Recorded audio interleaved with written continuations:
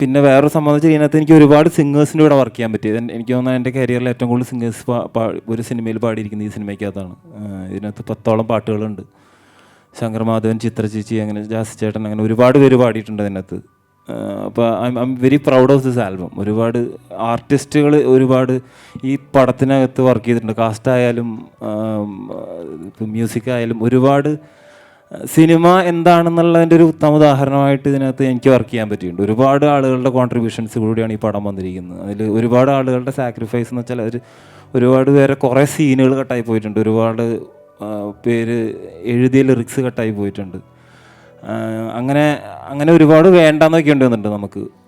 പക്ഷെ അതൊക്കെ ഈ പ്രോസസ്സിൻ്റെ ഭാഗമാണെന്ന് വിശ്വസിക്കുന്ന ഒരുപാട് പേര് കൂടെയുള്ളതുകൊണ്ട് നടന്നൊരു പടമാണ്. എല്ലാവരും തിയേറ്ററിൽ പോയി കാണണം. എല്ലാ നല്ല സിനിമകൾക്കും ഒരു ചാൻസ് കൊടുക്കണം.